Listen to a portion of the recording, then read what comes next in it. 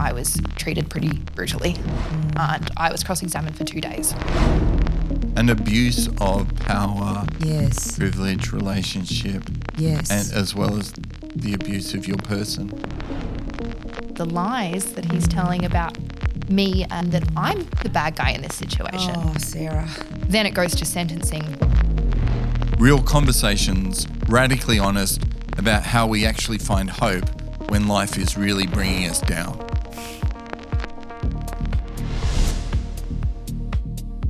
Welcome back to Filthy Hope.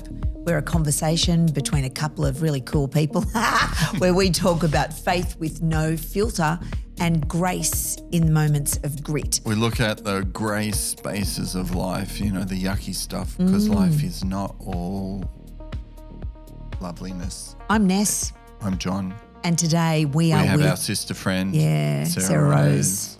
And we're in part 2 of a conversation about Sarah's experience with sexual assault. And we're up to a point where Sarah's arrived to go to court. She's done 2 years leading up to this with all the toing and froing between prosecution and barristers, and now you're finally at court. So we're going to unpack some pretty heavy stuff. Trigger warning, they're going to be talking about sexual assault. Sarah's going to share some of the details of her story and just some of the hard stuff of what has to happen in order to see right things done. That we call it justice, but I don't think most victims would say they ever get justice. But how do you move forward?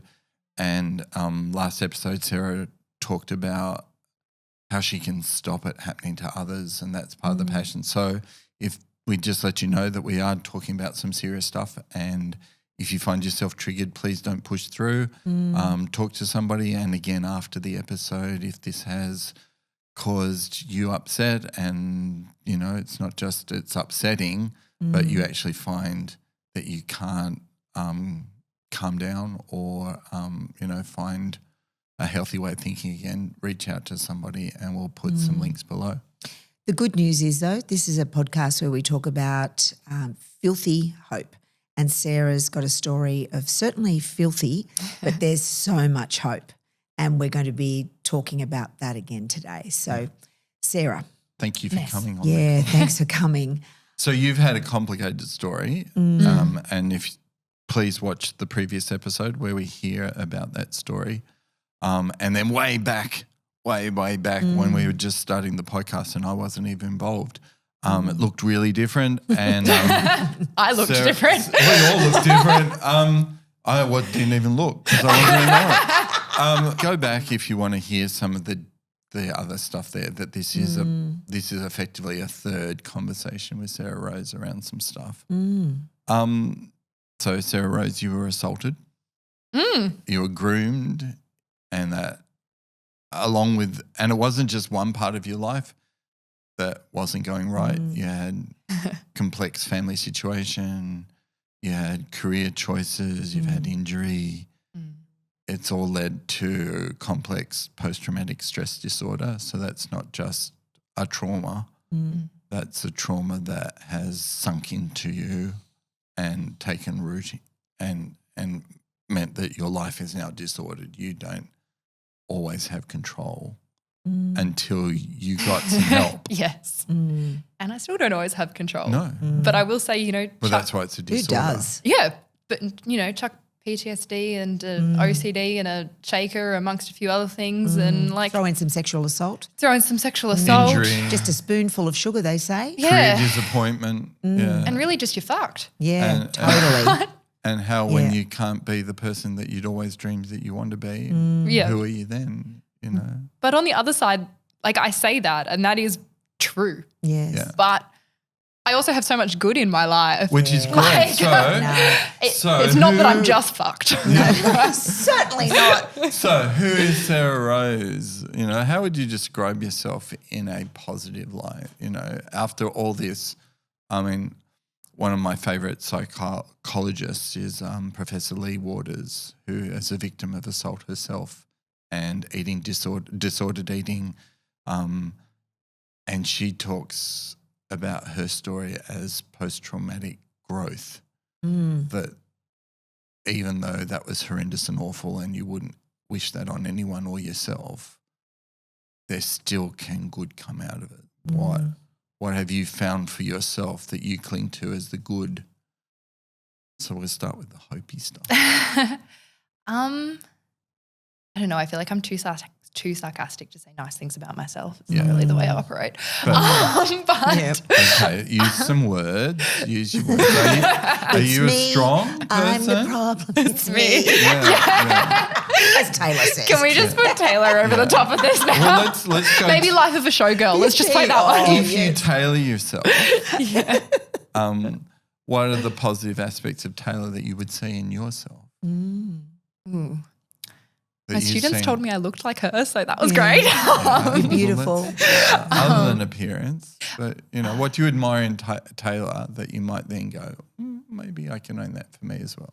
I admire her strength. Strength. So that's good. The strength and the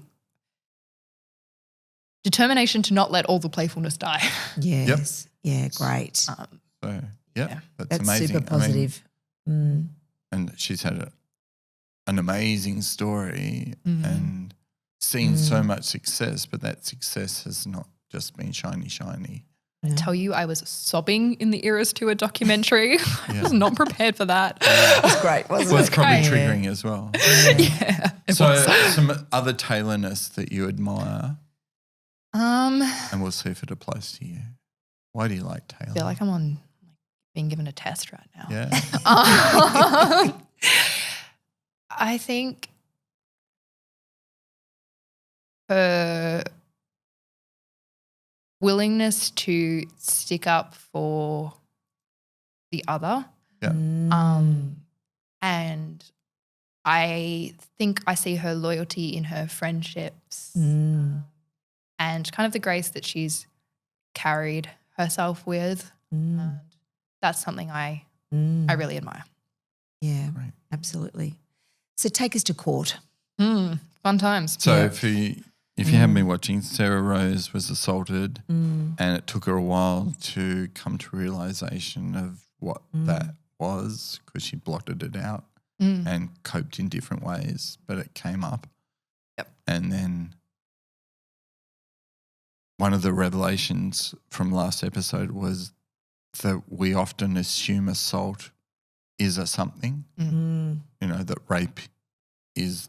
Well, we think it's that's the only thing that we think you it's can penetration. Yeah, or You think it's penetration, got to but be actually, penis-vagina action. but And that's it not. doesn't That's have still to rape, be. and the Yeah. abuse. Anyone who's done child protection training, child safety training, abuse, mental, physical, verbal. It's also got to do with even being groomed, and then the actual wrongdoing perpetrated on people against their will or even with their will.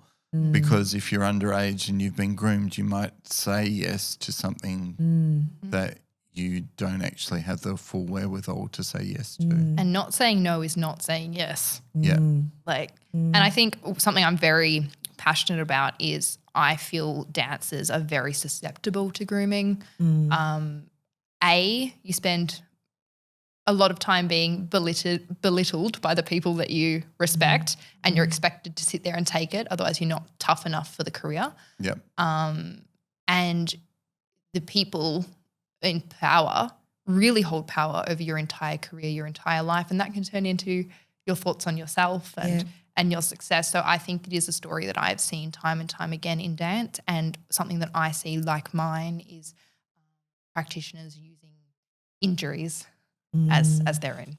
Yeah, wow.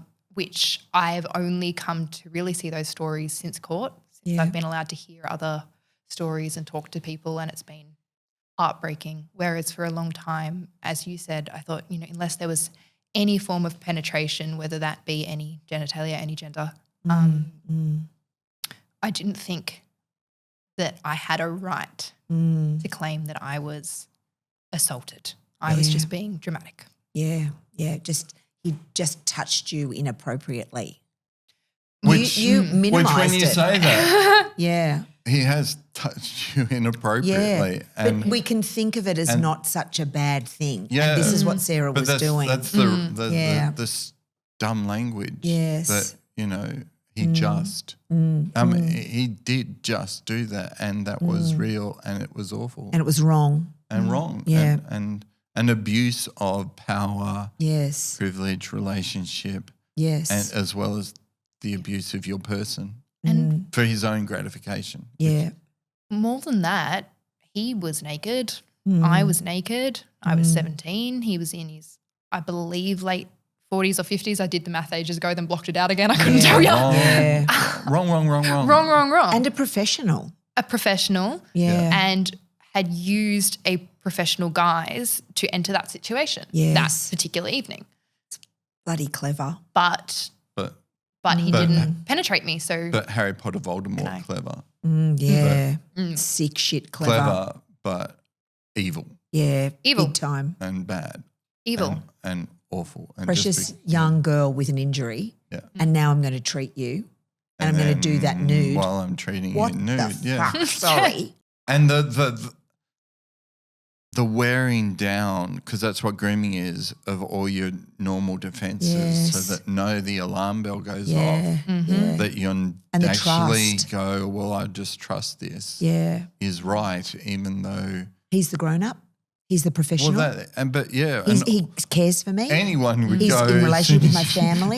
If your dentist or your doctor or your physiotherapist walked into the room, you would go, and run away. But that's the heinous insidiousness Nature. of grooming, that you actually they target over time, wear down every defense, and they Normalise it. normalise it, Yeah. and they then also groom the people around you so that you don't Such a have big people to part go of it. to. Yeah. Such a big part of it. So Which part do you want to wanna talk share? about your experience that you want to share? I mean, I only challenged by choice, but and then this is a trigger warning. Big trigger warning for this one. So what do you want to share of your experience that might help people to know?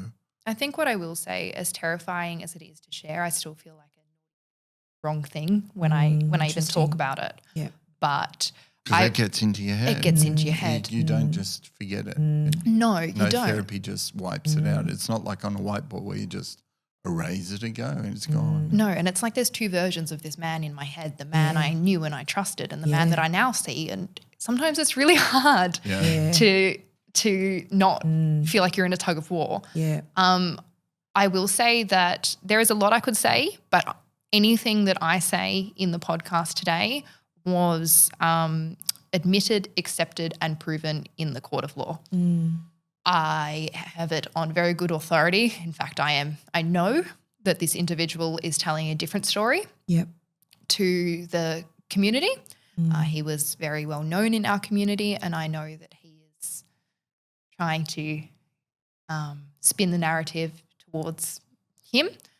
I have heard some of the misconceptions that he is saying about me and the event. And So just they're all false. what he's done. Yeah. So I will say, I wasn't sure if I was going to talk about this because A, it's personal, B, it's vulnerable, but there's this really large fear in me and in others I speak to. Where you're like, but people won't understand when it has grooming involved because you carry this certain level of responsibility about it. And it has only been since I have been vocal on social media and I have had families come to me asking me to share my story of grooming, and I have started to share it publicly, that I've been like, oh, no, this is like textbook. Yeah. And I think I still get scared every time I share it that everyone else is going to turn around and say, oh, see, you were just being dramatic again. He didn't penetrate you. Yeah. Or like, you know, you're just being a drama queen. And I know that that's not true now. I have a court conviction and I have spoken to other people I've had the absolute privilege of hearing their stories since I've been open about mine. But doesn't take away that scared little kid part of you every time you speak about it. It's just that I do my damn hardest to turn up the dial on the other parts of me when I do. Excellent. So I'm going to do my very best to speak about some of this and what I can. Every time I have gone to, or like there was a time I, went to film something, I feel like I need to give a disclaimer that there are moments of it that are very tangled in my mind. There are many, many layers of it and it's not linear for me. The event isn't linear. There's 7 years of context that jump in and in. So as I talk about it, Understand that. I tend to go around the place a little bit and jump from here to here, and then I'll be like, oh, wait, but fuck, that was because of this. And then I know, that's how it complex. That's how it goes. Yeah. So I'm probably about to sound a little bit insane, but for those of you who I am so sorry have had this experience, then I'll probably sound a little less insane. Yeah. At least I hope I do to you. Hope you feel seen in it. And I know it took me hearing many stories of sexual assault that didn't involve penetration for me to be able to accept that I had every right to say, because I had been sexually assaulted. I'm just so grateful that you mentioned about the memory not being linear. It's the first time I've heard anybody say that, but I almost feel like crying because that's my memory too of my own child sexual assault. I couldn't understand why my brain couldn't pocket into an order. I just had these snapshots, and I didn't even know. I think I thought I knew where and when and how it worked, but I could only talk the snap of the memory that I had of each of the snaps, and I had to that's all I was left with. Yeah. And it's very confusing. It is. And so it makes you feel a bit cray-cray. And some days you have more snaps than others. Yeah. And there are, I remember I had kind of, life had been busy and I had tried to push everything aside, and then I was getting ready for cross-examination, which I will say, I'm not trying to say this to toot my own horn, but hearing from other professionals in the courtroom who have been involved in other cross-examinations, all I can say is that they told me that I was treated pretty brutally and I was cross-examined for 2 days. And so in preparation of that, it's like looking back over things and trying to recall things that you remembered well and you've wrote about, but today you've got a lot of other shit to do, so your brain's not really letting you go there. Yeah, it's so tough. And we know once we have heightened emotions, our ability to rationally think just doesn't come on. It's the brain. Yeah. But we have the amygdala, and that's our emotion sentence, and that literally hijacks our ability to think rationally at times. Why people who are emotional can make bad decisions. That's got nothing to do with Sarah Rose. That's just but absolutely that we see people going, woo, and then they make the worst decision because literally the emotion hijacks our ability to think with our crinkly stuff and our prefrontal cortex. It's just so thank you for sharing your amazing bravery with us in doing that. And I think just to pause before Sarah Rose goes on, that this is partly why it is so hard for people. You just mentioned being cross-examined, but before that you've got to go to the police and you've got to tell the story over and over again. And that pretty much prove you just exist as a person. Relive it. And a traumatic experience that has to be relived is called retraumatising. It's so hard to go through the process, let alone get the conviction at the end. And Ness quoted last episode that only 8% of things that go to court, cases that go to court, actually get a successful conviction. In sexual assault. And there are so many cases that don't even get to court. Yeah.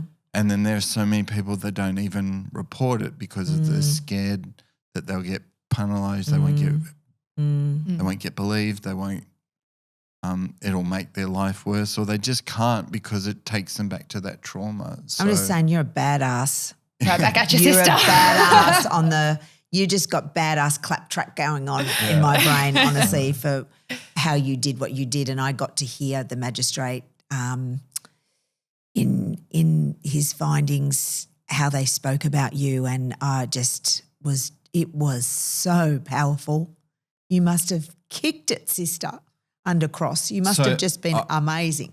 I think that's powerful to tune into there, that the magistrate, after, for those who haven't been through something like this, and I've only had one experience, barristers who are supposedly defending the defendant, they are,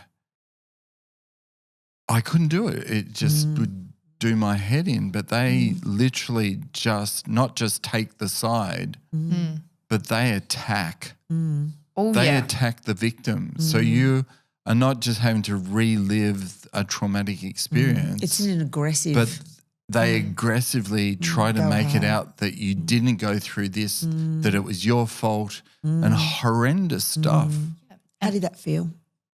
Fucked. And I will say I'm sure it's public knowledge, so I can say I was up against a King's Counsel. He was well seasoned. Yeah. And that was fine because I was saying the truth. So how can they catch you out if you're only saying the fucking truth? Yeah. But they try and make you say things, spin things, disbelieve your own mind, take your words out of context. Trick you. And he spent 2 days trying to trick me. And not just trick you, they wear you down. They do.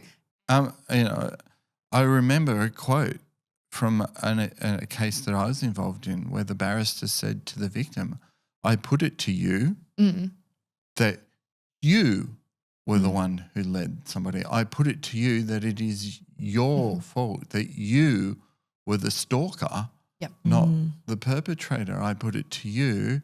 It was just so happened that the amazing evidence this person had could pull out at the end, the other barristers, there was no doubt. But, in your case, you've had to struggle because you've got to you don't have physical evidence, do you? I had no physical have evidence. A story. I have a story. I had things like I had to draw a map of the place where it happened during my first statement. I had to describe the place, and then within the first time. And then what happened? You had to talk about what happened. Why it happened, but I was also given pictures of the place where it happened while I'm on the stand and things like that, which I haven't seen since that night. Yeah, very triggering. And, it's all meant to wear you down. There's what's called a pretext, so a phone conversation, which is legally admissible in Victoria, where my case was, where there was a recorded conversation between myself and the perpetrator, and he admitted to most things. He, to this day, won't admit to intent, but he admitted to the facts, which all the facts he admitted to, he is now trying to claim didn't happen to the community. So that just goes to show. Yeah. But there was that. I had that played. I had to listen to that conversation between myself and him and read through the text. And then the second it finished, the barrister stood up and started going at me with cross-examination. I actually asked for a break and I'm glad I did. Wow, yeah, good job. That's an amazing presence of mind. Yeah, isn't it just? To know yourself. Self-preservation. I think I was, I was lucky I was granted that break. And when you're preparing for court as the victim, you're asked a lot of things like how you want the perpetrator named and if you want scheduled breaks and things like that. And I had said I didn't want scheduled breaks. So the process tries to care for you on one level. And they try. Then the process, but well knowing that this is going to be horrendously awful. I feel like it's like they get like a participation award in like trying to be trauma-informed. But and I'm so grateful for how far the system has come, but fuck, we got a long way to go. Yeah, interesting. But so you took a break? Took a break. And then And for those who don't know, Sarah was abused by a therapist who came into the therapy session naked and then did because it was physical therapy, wasn't it? Maybe this is a good time to just kind of lay it out on the Definitely. table. So this goes into what we spoke about in the previous episodes of me scared that ballet was going to go away. Yeah. And that it was my driving force and that I would do anything. And I had told him that for years. He would be like, or most people wouldn't cope with this treatment. It's too painful. And I would say, just do what you have to do. And then I was very sick. Looking back now, I had disordered eating and my immune system was down amongst other things. But I had what the doctor described as borderline glandular fever. I was due to get on a plane to go to America for the biggest career opportunity of my life. And I felt like shit. I could, barely dance. And because of that, I was terrified that I was retaining weight and water weight and there was fluid buildup and I had put on excess weight. For those of you listening, I just did quotation marks. So that was part of disordered eating? Yes, yeah. And you're told that. Like I was being told by people that I needed to get rid of the weight before I went away. That's part of ballet culture. Yes, yeah. So many people were telling me I needed to shed the weight before I got on the plane. And so I go to this man who I had been seeing for 7 years. I saw him as a friend, an uncle figure. I was friends with his daughter. I took yoga with his partner. He came to acro yoga with me. He would drive me home from yoga. He had taken me out to classic grooming. He takes me out to dinners after yoga. I have his personal number. We text as friends. Yeah, wow. And you're 17 and he's in his late 40s. Yeah, and I'd had his number. I don't have access to the phone number that I had before I went to America. So that's the other thing. I've only been able to see the text messages since after the event, whereas during cross-examination I was given a binder this thick because he has all the text messages of them all. And even last week someone sent me a text message that they had seen between him and them talking about me at that time last week. And I was like, whoa, that puts timeline. That actually corroborates. That corroborates. And I'm like, like a long story short, and again, like I said, I'm jumping around, but it was me actually trying to stay the hell away from him after that event, which is what they tried to say I didn't do in court. And I have text messages of me in a really backhanded way trying not to get in trouble, trying to get the fuck away from him. So he's desensitizing you. Yeah. To all the things, which is what grooming is, desensitizing you. Yeah. And then you're in this desperate need of physical therapy so that you can chase your dreams, go overseas for the best opportunity that people would, as you said, die for. Yeah. And there you are. And he was the person that always believed in me. Yeah. So there was so many other people saying that I would have to work 10 times harder than everyone else. I had this and this not going for me. Like I'd have to work hard. Maybe I could make it. But he's going, no, you can do it. With you and I, we can do it. I can help you. Oh, wow. Yeah. And so I'm like, fuck it. Like, let's do it. Yeah. So he was my go-to fixer for everything and anything. And he confided about about his life, vice versa. Desensitized. So this particular event, I had gone for a chiropractic session and I was really distressed about my weight, about my condition, about getting on this plane and this opportunity. And he said to me, the classic that he would say to me most sessions, I wouldn't do this for most people, but I used to be a nurse. And so I'm trained in lymphatic massage. Let me, I think I can help you. So we did a little bit and he was like, look, I have a sauna next door in the yoga studio. I think what would really help you would be a sauna and that it would be best if you were naked in the sauna. My understanding of this was that I was going to have a sauna then coming because they're literally the buildings are next door to each other. They share a car park and then coming for treatment. This appointment was never booked in. It was never on the books. It was private text between us and he asked me to meet him straight at the laundromat, which he owned that place too, and the sauna and the yoga studio sat on like floor 1, laundromat on ground floor. So I go straight from training. And again, if I was his last patient, he would usually drive me home. It was not unusual for me not to be having someone picking me up or someone coming to take me. You're 17, aren't you? 16? 17. And for years he'd been driving me home, and often we'd like go grab dinner afterwards or something, or like him and his fiance and I. So like no one's going to question the fact that I'm so he's gone for grooming her hours. as well. Oh, I could say a lot There's about another her. story. I could say a lot about her, but so I had this horrendous sauna. Yeah, but I had this you're in the horrendous sauna. So I'm in the sauna. I arrive after dance. He says, go stretch out. I'm going back to treat clients. Get in the sauna. I got in the sauna. I didn't have my phone or a clock or anything, so I'm not sure of timing. I believe I was in there for about half an hour, which is a long time to be sitting In a sauna after an 8-hour day of training. Far out. The risk of dehydration. Yeah.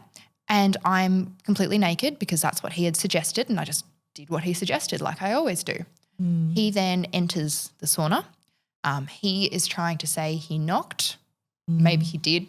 That's cloudy for me, but what's important is that he entered the sauna. He began the lymphatic massage of me in the sauna with me being completely naked. And for those of you who this is one part that I won't really go into detail in, and it is really hazy, but for those of you who know lymphatic massage, you can guess the areas and kind of proximity and things like that. And then he told me, I don't know when in the night, but at one stage I think I was trying to go, no, it's this person, like you're safe, you trust them, it's fine. He's just a naturalist. He's just helping you. And you're fine. And it wasn't till about half an hour into the evening or a bit more that I probably got scared. And by that stage I'm like, well, just act normal.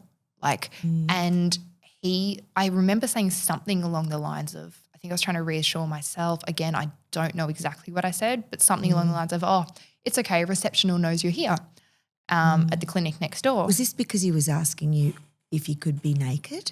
I'm not sure if this was before or after that, but I was like, oh, it's okay. Because he kept saying like, oh, it's dark, I can only see your outline. And I was like, oh, it's okay, like reception knows I'm here. And he turned to me and he said, oh no, I told them that I'd gone home so they wouldn't bother us. So I now know that we are the only two people in this building. There is nobody coming to pick me up. It's just me and this much older man who is worth saying was a black belt in karate. He was like, I'm not saying that he used physical force, but intimidating. Maybe he would have, maybe he wouldn't have. That's a question that I grapple with myself every fucking day, if he would have used physical force. But, I feel like he had that option had he chosen to. I did not. He then continued the massage. He then said, oh, like, hey, mate. He always called me mate or buddy. I can't even say that word now. All of us in his inner circle, we were buddy. And he said, look, I'm really hot in here. I can't think.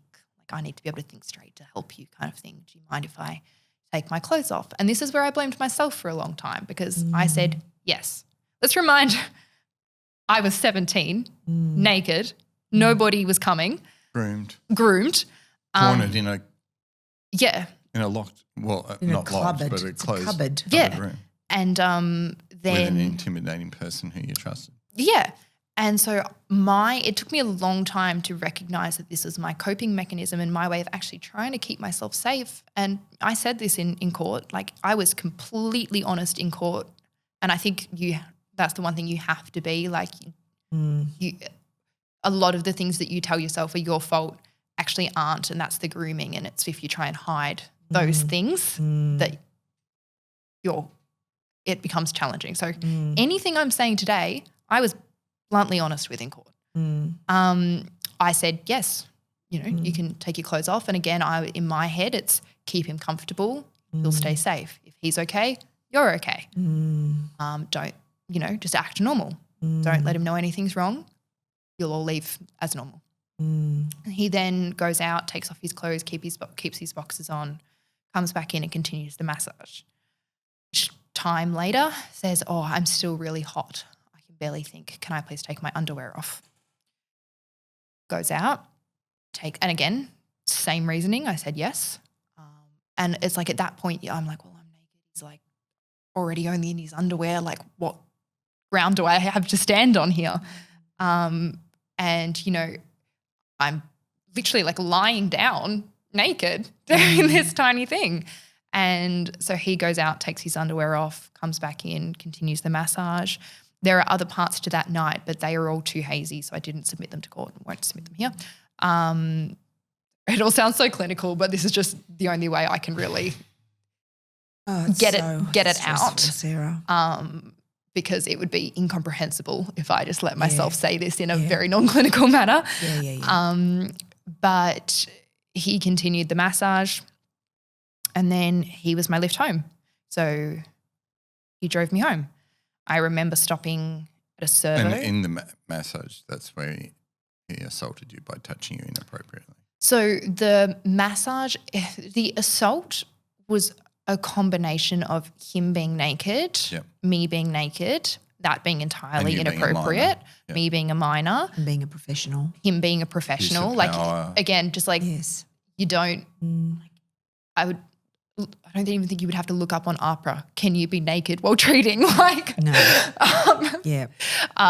So the touch was Secrecy. a part of it, but it actually wasn't necessarily the whole or the assault. And, you know, maybe it was a lymphatic massage, maybe it wasn't, but his hands went very close to places, very close, never on, but it was a culmination of all the above put into one. He then, drove me home.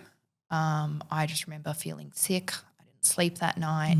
And then I remember him giving me a coconut water, which to this day I can't drink. Yeah, and interesting. I hate coconut water.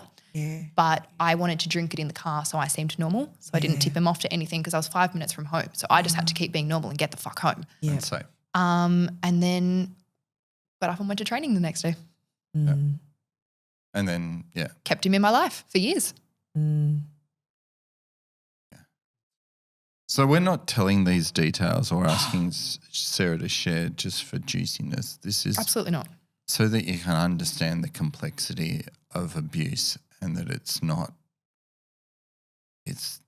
simple. It's a range of factors, and it's all an abuse of power and position and privilege, and as well as the physical assault. Not okay. It's just, and that's why it gets deep into people that this is not just one aspect of your life. Like touching you inappropriately is bad enough, but then It's the grooming that fucked me grooming, up. and wearing you down and making you second guess yourself and making other people then doubt you and make horrendous.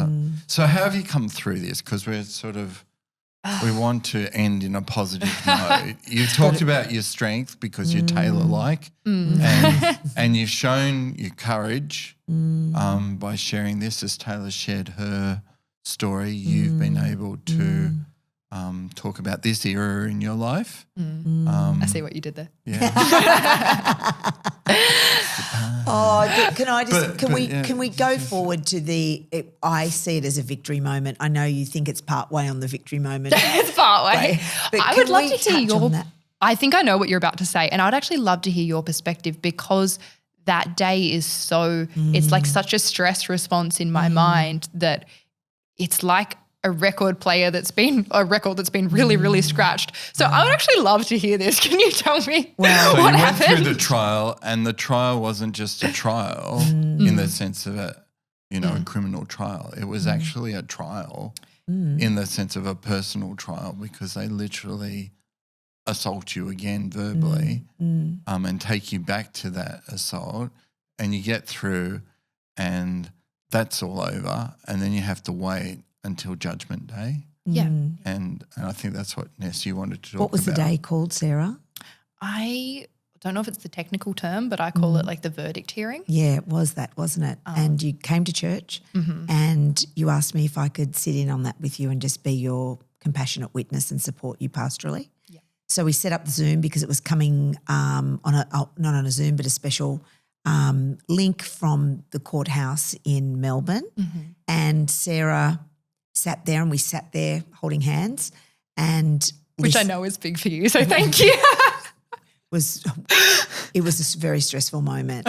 And Sarah was waiting for the verdict to be handed down in the matter. And I was just overwhelmed by the words that the magistrate said about you as the victim of this crime and how articulately you spoke and how they believed you and what an incredible witness you were. The words that he said just absolutely reverberated in my own being. So they were affirmative words. Absolutely affirming words. And I thought, man, if that's not enough to heal you, I don't know what the fuck is. But it isn't. It's not, but it was powerful, wasn't it? It spoke to her strength of character. It spoke to being completely believed in every sense of the word, and that in hearing that, it made me think that he was going to go to jail. I left that because the verdict was that he was guilty. Yes. Well, the verdict was that they were pressing for jail. Yes. Oh, right. Okay. Yeah. Yes. Yeah, that's So what I he was remember guilty hearing. and therefore He was going to get came jail under time. the potential sentence of. So he was guilty, and prosecution felt that jail time Was warranted. was the sentence. Yeah. A part thereof, wasn't it? A part thereof, or Yes. that jail time was warranted and would be what prosecution would be would argue pushing for. would be pushing for during this. I don't know if that's all the correct terms, but that's the way I interpret it Yes. during the sentencing hearing. So yeah, and there were So a micro, yay. It was a micro yay. It was Yeah. actually bigger than that. It was a big fucking moment. yay. Big fucking yay. Like, It was like, whoa. yeah. And I remember I was going overseas 2 days after. So in true me fashion, I was like, well, fuck, I want to get this victim statement done before I get overseas so it's not on my to-do list. So Yeah. went home that night, stayed up till 1 a.m. writing my victim statement. You And it was a big day. And it did go to and fro. And I remember you and I sitting there, and there were sometimes we were like, he's getting guilty, and then, oh no, he's not. Yeah, oh, it felt like that, didn't it? Yeah. And it was very to and from, but I will say So I that was during the believed. conversation, you weren't quite sure where it was going to head. No. Because they're saying you're very good, you're very believable. Yeah, And you're that's waiting right. for the but.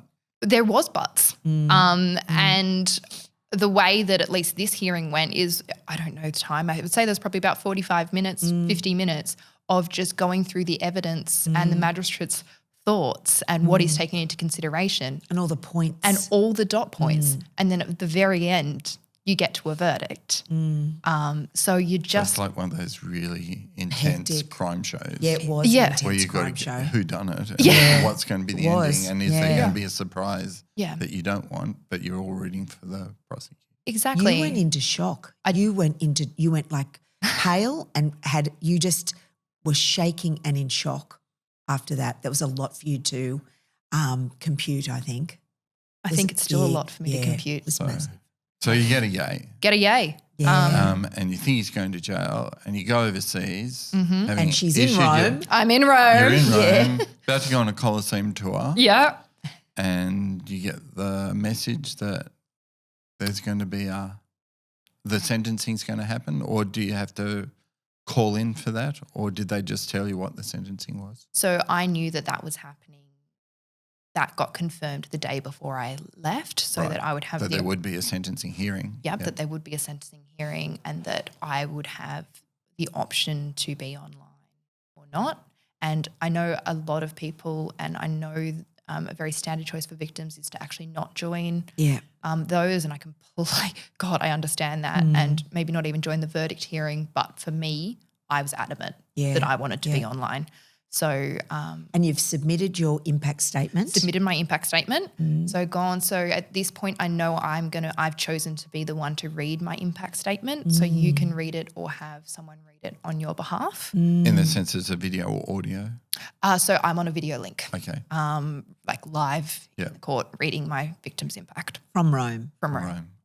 While everyone else is in the court in Melbourne. Right. And then it goes to sentencing. And same day or different? Like 2 minutes later. 2 minutes later. Okay. Yep. So you read your statement and then with the expectation that this will affect the outcome in terms of. Kind of don't know if it'll affect the outcome, but you at least get a chance to have your voice heard. And I will say there's other parts of the system. Like I actually was told I had to redact things from my victim impact statement because I couldn't legally say them. Like that's fucked up. And, you know, I shared in it, I guess I can say, like my experience of cross-examination and my personal experience of how I felt treated by the barrister. And I was told I had to cut it. Can't do it. And I was That's just the process. And I was given a redacted version of my statement back to me. Interesting. But I read that and that was fucking hard because I'd been on video the whole time. Even when I was in the courthouse, I was on a video a few floors below. You can't have anyone else in the room with you other than a court officer. But they always kept the perpetrator out of my view. Yep. Until the sentencing. And then he was right there. Okay. And I'm seeing him as I read my impact statement. Yeah. And his family and everyone sitting there with him. How did that feel? It was so hard, you know, and it was so hard for me to read that. And I really ummed and ahed because some people are going to go, here, you get to tell your truth and that will make you feel so much better. It's not even that. Like a victim impact statement, you think it's going to be, but you're given all these prompts. It's like, how did it impact you emotionally? How did it impact you physically? How did it impact you this? So it becomes a process. It becomes a process. And I really tug a war with myself between, I was like, I don't want to fucking tell him that this affected me in any way. I don't want him to, like, he doesn't deserve to know that. I'm not going to sit here and cry in front of him. Like, fuck him. Admit that he hurt you is almost a defeat for you or just I don't know, but I think just a diminishing.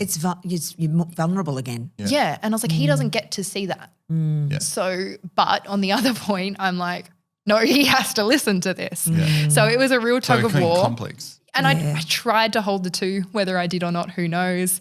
But then it goes to sentencing and essentially many different factors went into this, which I am still trying to understand. And, of course, I'm not a lawyer, and I think it's important to understand when you're a complainant, you're not like a complainant where like you've got the lawyer and the lawyer's yours. It wasn't my court case. No, I was the primary witness for the prosecution. So it's not that I'm hearing everything and know anything. In fact, I was in the dark for pretty much all of it. Yep. Because that's the way it has to be. And he showed up with many character witnesses, which as of filming yesterday, there was an announcement of a change of legislation in New South Wales that is long overdue because you can't assault someone and like have good character. I'm a good person. Like, so I've actually. That's not a part. It's not a part. And it was so fucked to sit there and have to listen to people defend him. Been practicing grooming. He's groomed other people, not just you, because that's part of how it works. At least the training tells us that these people don't just groom the victim. They groom everyone to erode any chance that they're going to get caught and to set up that victim in the perfect space. Yeah. Exactly. Where it's secret and you can't tell anyone and no one's going to believe you and all that horrendous stuff that they teach us in training you've had to live through. Yeah. And it's disgusting. And you're sitting there and like I said before, it's like he has a cult. And when you are in his inner circle, when you are in his orbit, it's really bloody hard to see. He's charismatic, I gather. Yeah, yeah. He looks kind of disheveled now, but he was. He looks kind of broken now. He's actually kind of avoid saunas. Yeah, bit of Schadenfreude there, which is joy in other people's suffering in German. Is that what that is? Yeah. So there's good joy where you go, yay, I win, and there's Schadenfreude, which is yay, he suffers. Yeah, which I didn't think would be me, but hey, here we are. You get to feel what you You can feel both, babe. You can feel both. That does make you a bad person. Thank you. It just makes you normal. But like to the point where I actually had to walk as close to him as you and I are now in the courthouse, because security is all on the one level for you all to be cleared into the courthouse. And I didn't recognise him. Or like I did, but didn't really compute until we were as close as we are now. Again, that process shouldn't happen. Shit. No, it shouldn't. It absolutely shouldn't. But anyway, you've read your victim statement. So read my victim statement. Sentencing's come. You're expecting he's going to jail. Yeah, so there are two. You've had to listen to all this drivel about how good Great person he is. What a good guy. Yep. Please be nice to him. He's not really that bad, even though he assaulted you, and that's clearly Mm. now an established legal fact. Yeah. I had to listen to how he's a service to the community, Yes. how he's suffered through this ordeal, how the trial has been hard on him. I also had to listen to complete lies, which I was legally blocked from rebutting. Things like he had never had a history with APRA before. You have Google. Should you wish Australian Health Practitioner Registry, whatever it is. Registry for practicing. I'm not going to say anything. Should you wish to open Google, you're welcome to. And also that it was a one-time offence.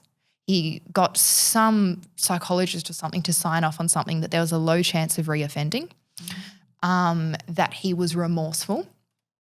Now, I know other people have come forward to the police, but our cases were in legal context circumstantially different. Yeah. So I couldn't bring theirs into mine. So I know that there are others. So that does your head in a little, knowing that it's all lies. And that, but the judge has to listen to it. The judge has to take that into consideration. I know there's 20 years of history of this behaviour. I know that and his behaviour since has been unremorseful. He's sitting there saying how remorseful he is. I now know what he's saying and the lies that he's telling about me and that, and that he's trying to make it that, like, you know, kind of I'm the bad guy in this situation. Oh, Sarah, so disappointing. And stay in the community. So how does that sound remorseful or taking accountability to you? Anyway. And so all of this is brought into sentencing. And drum roll. He avoids jail. He is on the registry, offenders registry, which to my understanding is not public in Australia. At least I haven't found any space where it is. So he's on the registry, which means so only employers and people who can do a check will get an answer as to whether that person's like, it's like working with children check. Yep, exactly. He would come up as an offender. Exactly. But you and I can't go. Oh, yeah. He's offered me a massage. I'm going to check if he's on the square. You can't find that out. Yeah. And I will say that I know that he had built a clinic at the back of his house when he was still in my life. And deregistered. At that point, he was still registered. Right. And this was before I went to the police. I have no knowledge as to if he is still using that. Like, he is disbarred. But there is always in the back of my head that he built a clinic on his home premises. And I know once upon a time you're furious for other people. Yeah, I would have said once upon a time when I was really in his fold, I'll still come see you. Like, don't worry, that all sounds like bullshit. Yeah. So what's your message to people like you out there that have experienced this kind of assault at the hands of a professional person like that? I'm still trying to figure that out.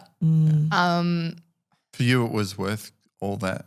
Absolutely. Yeah. Because I get to go to bed at night knowing that I told the truth and that I am telling the truth. Yes. And that I was believed you in were. Court. Heck yeah, you were. And that he can try and spin the story however he wishes, but I may have been silenced for years, and you may not be able to say boo when you're in police investigation, but fuck me, I can say what I want now. Yeah. I think you need a copy of that transcript of what the free. magistrate said, because anytime you're having a moment, I think you just need to realise that and read that and go, yeah, no, look how strong I am. Look what I have done. I have been believed. This is power moment. And the reality is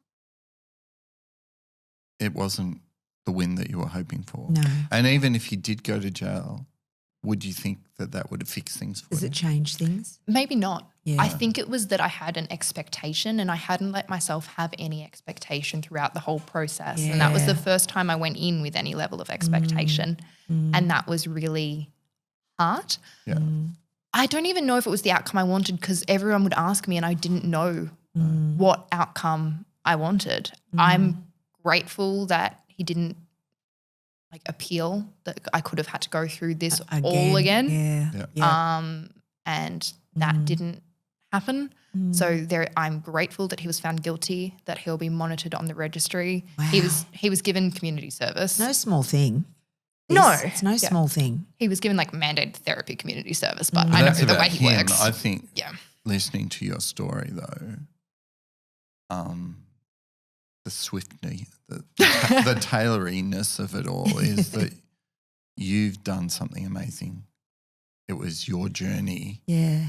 Wasn't the destination in the end that actually, to sound trite and thing, to use a standard line, but actually you've had to go through something that was gritty, but you've been able to find strength in yourself to do that you were able to carry yourself so well, as Ness and the judge has been able to say, you were an amazing person. Yeah. I mean, that's the way. And that you've done something that's protected other people. Yeah, that's because so if he's good. on a register, then at least if he didn't go to jail, at least he's stopped in some way. Yeah. I mean, it's no guarantee. He's deregistered too.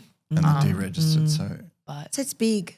It's a really big outcome. It is. Yeah. And I think when you lay it all out like that as well, I think what I always say is the trauma wasn't my fault, but the healing's my responsibility. Yeah, wow. And I think that this was my way of taking that responsibility. Yes. I wasn't given a choice in what happened that night, but the choice I had was how I responded. And I'm not saying that how I responded is the right way or the right way for everyone. It was the right way for me at the point in time when I did it. And you have to make it up as you go. You have to make it up as you go. Because you're adapting to a complex situation. And I don't mean make it up as in but it's made up. You're working it out. You're cope with the having process, to be creative. And you've got to cope with the process as with they're each thing. thrusting it on you. You've got to show up. You've got to show up to each of the different moments in a court proceeding, and it's a lot. Last big question, and I know this is a long episode for us people, but this is Filthy Hope, and we are ostensibly about faith. Yeah.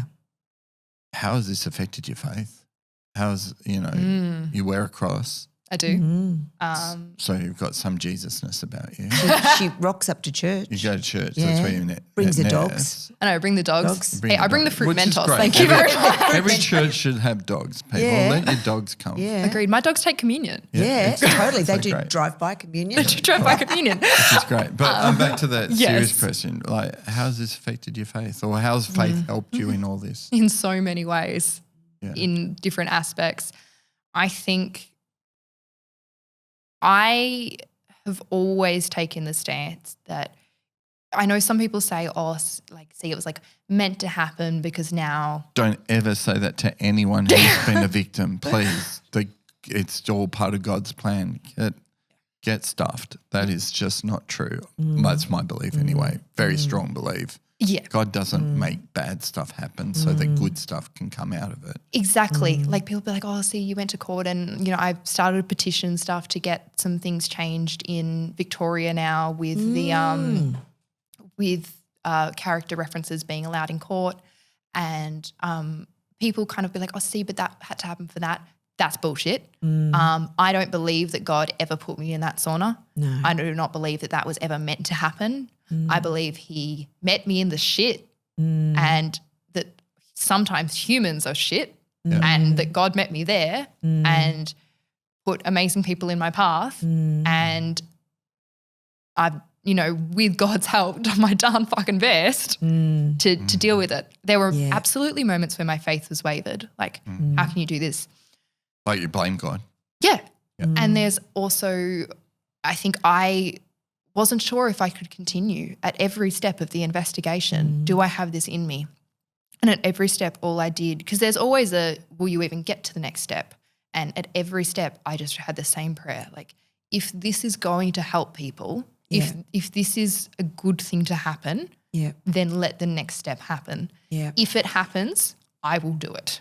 But if it doesn't, I let it go. Rocked up to the door. There was a dude. Yeah, that's awesome. That prayed that prayer too.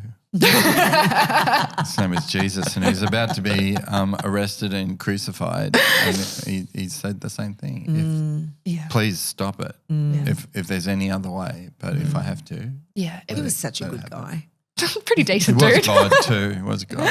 Well, at least that's how I believe. But yeah, so that's probably how my faith intersected. I think this is a much bigger conversation, but at points my faith had to become a lot more intellectual and factual rather than experiential, and vice versa. And I had to flip between in order to hold my faith in different ways depending on my headspace and what I was going through. But I did my best to always hold it, and I feel I did. And it helped. It helped, yes. Wow. I think this is my favourite episode ever. Incredible. No, so good to hear a So it's story. been a big one, people. Again. Oh, gosh. Thank you, Sarah Rose. Yeah. I'm just a professional yapper. I'm sorry. Well, you can't that's shut all me right. up in time. We get paid to talk at people. And this is at least your chance to get back at us by talking to us. Exactly. So but look, we've talked about some really serious stuff. Yeah. What should you do, Ness, if you're being triggered? I think you need to reach out and get some help. Call somebody, call Lifeline, call Blue Knot, as Sarah said, call Uniting Heart and Soul. We can try and slot you into some counselling. You've got free counselling. Free counselling. Reach out for counselling yourself. Go to your GP, get yourself a mental health care plan. And believe yourself. Yeah, talk to somebody. And if you're hearing that, believe them. Yeah. Don't ask them questions. Don't interview them. No. Just go. Just listen. Listen, and I'm sorry. Yeah. And how can I get you to get some help? Get to help. And be that compassionate witness and walk with somebody on the journey. Which was you for me. Yeah. Well, we did it together. Yeah. It was incredible. You're an incredible human being. I've watched your story. I've watched you over these 4 years, and you're a different woman to when I met you, and you've become so robust, and I can see your grit and I can see your grace. You wear it with awesomeness, and I just can't wait to see you in 4 more years. Yeah. You are a living example. You are. So Angela Duckworth is the famous psychologist in America who talks about grit. She's wrote a book on it. She's done research and she defines it or describes it as dogged perseverance to achieve big, gritty goals that, and that not just for yourself, so that you give this sense of well-being because you've achieved and striven for something that was worthwhile, even if you didn't quite get the perfect outcome, that process and being validated along the way in yourself and by other people and even by a judge is really powerful. So this is terrible stuff. Life is shitty sometimes. Life's really shit sometimes. And beyond that, life it's also really great sometimes. Is hard. And it is both. Yeah. And sometimes good things still can come out of the worst. It's not why they happen. No. You don't have evil so that we can appreciate good. That's just, I think, poor thinking. But thank you for sharing about the evil in your life that has happened to you and sharing this amazing story of goodness, and to see that you can still smile and have a sense of meaning and purpose in your life. It hasn't completely destroyed you, although it's dented you along the way. We really wish you well, and it's just in awe, I think, I am. We can't wait for your Era's movie, tour, a dance tour where you dance your story for everyone to see. Now you're talking. I could barely cycle for 20 minutes today. You expect me to be able to do a full dance performance? This is Filthy Hope. Yeah. We hope you found some help and hope in the midst of hearing a real story. Stuff that we often don't talk about in church, but actually needs to be talked about. Yeah. And not normalized. It should never be normal. Evil should never be normal. But understanding and helping victims and people who are trying to find their way back into thriving in life and flourishing should be normal.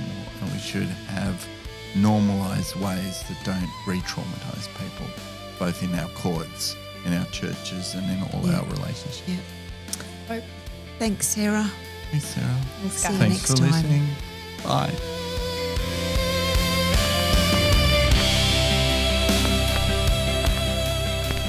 We're really glad you've joined us. You know, if you can do all that liking and subscribing, it just helps the algorithm help other people find what we're talking about. So if you find it useful, do that clicky stuff. Thanks.